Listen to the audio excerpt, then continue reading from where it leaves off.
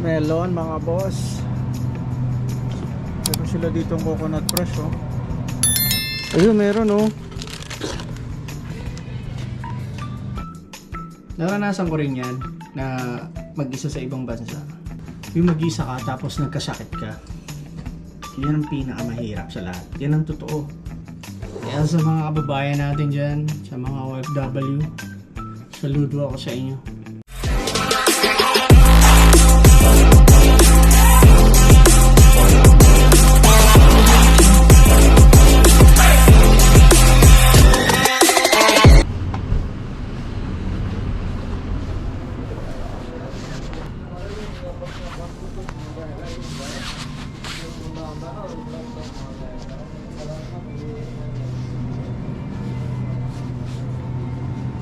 Melon mga boss. Meron sila dito ng coconut crush oh. Nakabili ako niyan eh. Ano yan eh? Sa Thailand yata.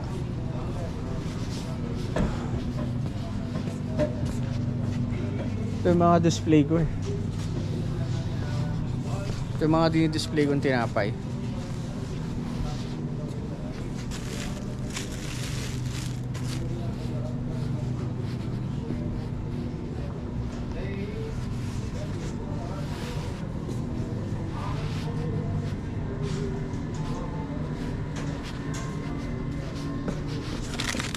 Ayun meron oh. Oh, sinigang mix.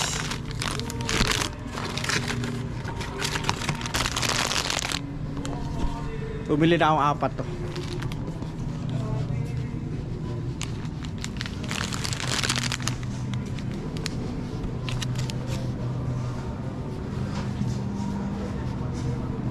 Mais $5 mga boss.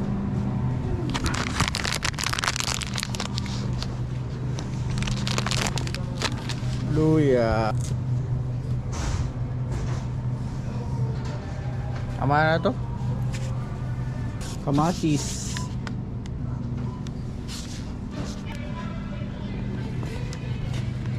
Red onion.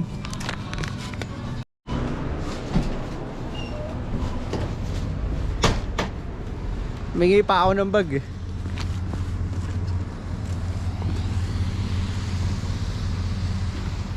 Gagala ako kayo saglit dito mga boss.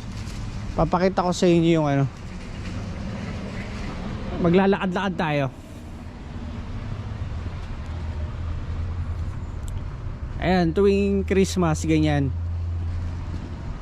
Naglalagay sila ng mga Christmas light. Ganda no?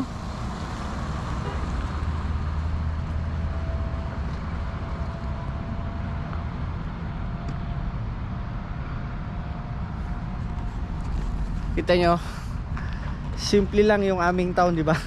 Simple ano. Maliit na town. At medyo tahimik.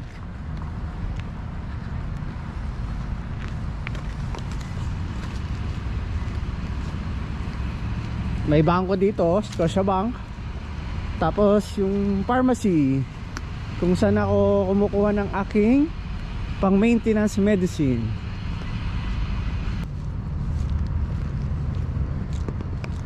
Ito na yung pinaka ano namin, town center.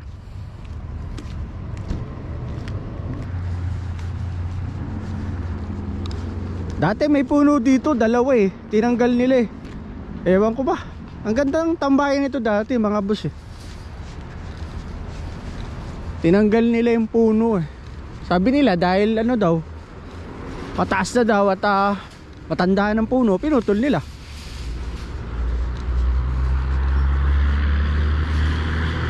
Sa kabila ang IGA. 7 taon mga boss. Mula nung dumating ako ng Canada, dyan ako nagtrabaho. Pinasok ako ni Mrs. na panadero. Tapos ngayon, tatawid lang tayo ng kabilang kalsada. Dito naman ako ngayon nagtatrabaho.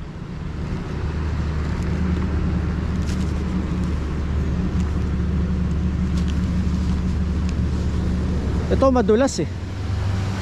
Yan. Yung kita nyo yung makinis na yan, dinadaanan ko, yan ang madulas. Kaya sila naglalagay ng mga buhangin. Ayan o, mga batong maliliit.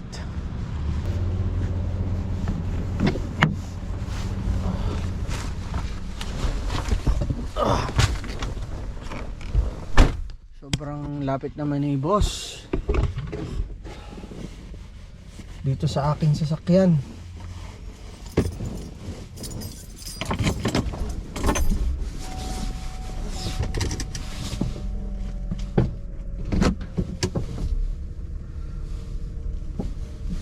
Pero okay lang, paalis na naman tayo mga boss.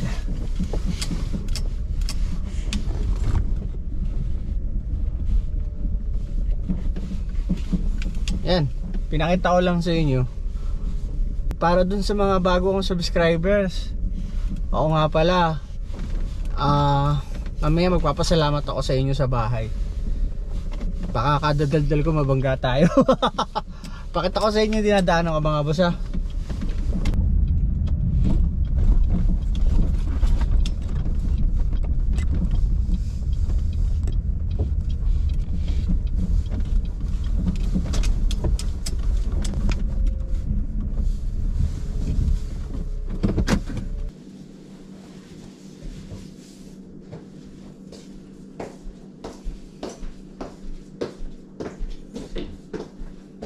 Nakatak-in pa ako no.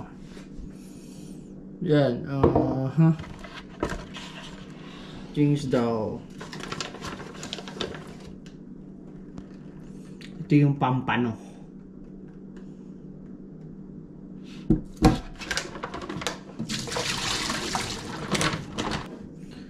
Ako nga pala, bago ako mag-umpisa magluto, baka makalimutan ko pa eh. Maraming salamat po sa lahat po ng subscribe sa akin, sa aking YouTube channel, ang J Pinoy TV.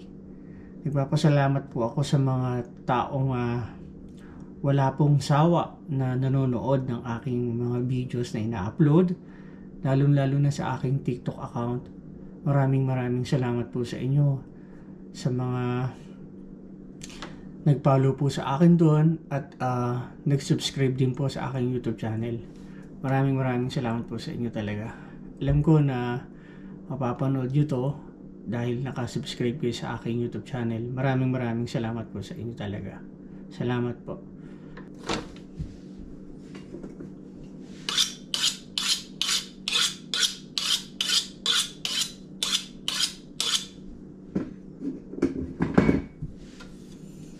Kung makapaghasa, akala mo talagang chef eh, no? Hindi ako marunong magluto mga boss. Luto ko pa tsamba. Oo nga mga boss, alala ko lang. Di ba magpapasko, di ba? Alam niyo naman pagka ganitong magpapasko, mas masaya pag buong pamilya, di ba? Pero para sa mga kababayan natin na nasa ibang bansa, ako, pasalamat ako dahil kasama ko yung family ko. Paano yung mga iba nating kababayan na nag-iisa lang sa ibang bansa? Nakakalungkot na iba pa rin yung sama-sama kayo. Lalo na dyan sa parting Middle East, yung ang trabaho ay nani, pakahirap nun. Kaya buti na lang mayroong social media at malaki ang naitutulong nun sa ating mga kababayan na nag-iisa sa ibang bansa. Siyempre, nakakausap nila yung mahal nila sa buhay. Natanggal ko yung hasang. Kahit man lang sa video call, di ba? Araw-araw nakakausap nila. Basta usap lang. Huwag nang hihingi ng pera. Di ba yun? Di ba? Napatawa din kayo, no? Naranasan ko rin yan na mag-isa sa ibang bansa. Puno kasi bibigay sa vlog ko. At alam nyo na to. Pero para sa mga bago na nakasubscribe sa akin, nagtrabaho po ako sa Dubai at sa Qatar bilang isang panadero pa rin. Ang yung pinakamahirap sa lahat, hinati ko lang sa 4 oh. Yung pinakamahirap sa lahat yung nag-a-abroad talaga, yung mag-isa ka tapos nagkasakit ka. Yan ang pinakamahirap sa lahat. Yan ang totoo. Alala ko nung nasa Qatar ako, nagkasakit ako. Lahat ng ka-roommate ko pumasok na. Ako hindi pumasok kasi nagkaroon ako ng trangkaso. Siguro mga 3 to 4 days ako hindi pumasok. Nagpaalam lang ako na hindi ko kayang pumasok. Alam mo yung hindi ka makakilos na maayos. Sakit ang mga katawan mo, hindi ka makabangon ng yung normal na kilos mo. Yung pinipilit mo lang na bumangon kasi wala kang kakainin. Walang gamot, kailangan bumili ka ng gamot, lumabas ka. Alam yung mga ganung sitwasyon.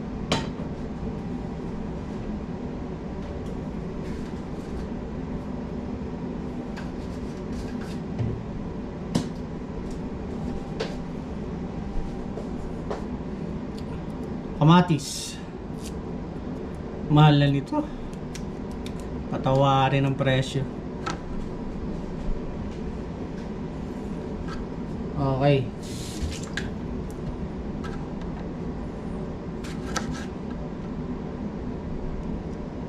Ayan nung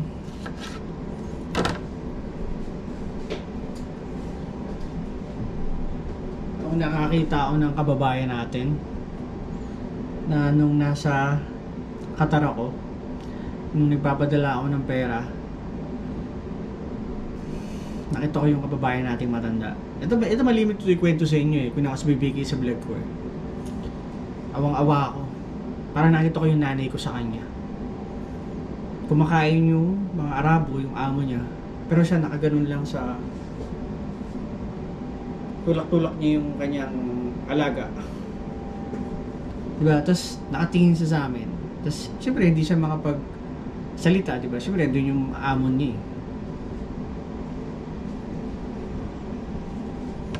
So diba? Alam niyo yung ganyan sitwasyon, ang hirap no? Pag makipagsapalaran sa abroad. Tapos yung nag-iisa ka lang. Isan kahit anong pag-iingat mo sa sarili mo dito, alam niyo minsan nangyayari talaga sa atin yun. Lalo na pag tayo ay tatrabaho ng higit sa 8 oras, ganyan. Pre, pagod, ganyan. Minsan kung ano na yung mga nakakain natin, kung ano na yung mga sakit. Ilang ang mahirap na part pagka yung ikaw ay kasambahay o nani. Pero pag sa kagaya ko, kasi noon na-experience ko, maraming Pinoy. So yung pagdating ng Pasko, meron kaming Christmas party, ganyan. Kami mga Pinoy, mga ka-roommate. So hindi ganun malungkot. Kahit mag-isa ka, nandiyan yung mga katrabaho mo. Tulad sa nani, di ba? Swerte kung marami kayo. At yung iba, live out sa kanilang amo, yung namang iba, stay in. So mahirap, di ba? Sinasabi nga nila, ang pag-abroad ay swertihan. Nakakatagpo ng mabait employer. Ganon din naman sa amin, hindi lang sa pagiging kasambahay. Tulad ko, baker. So kami, main experience ako sa unang employer ko sa Dubai. Yun nga yung nakulong ako dati. Diba? Hindi nahiyain ako sinabi. Nangyari sa akin yun. Nakulong ako.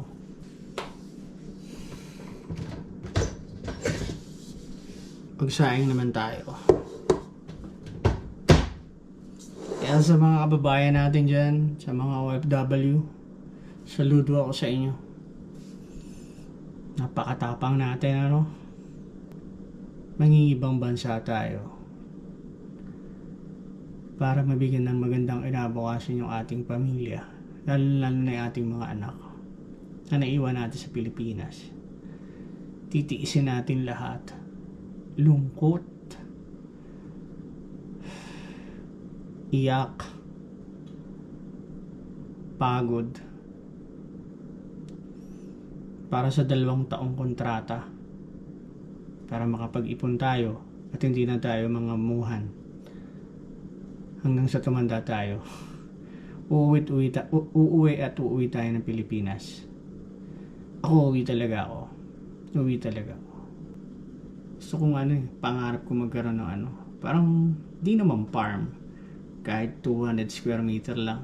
Masaya na ako na lupa. Salagyan ko ng kubo, magtatanim ako. Para yung araw-araw may ginagawa ko. Isa rin yung sa magandang exercise habang nagkakaedad ka. Tapos yung mga natanim mong gulay, harvestin mo, yun luluto mo, di ba? Sarap. Tingnan natin mga boss. Pwede na.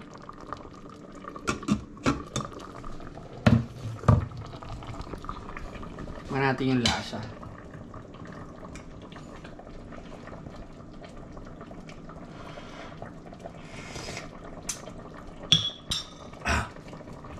Asim. Sarap. The best to para sa akin.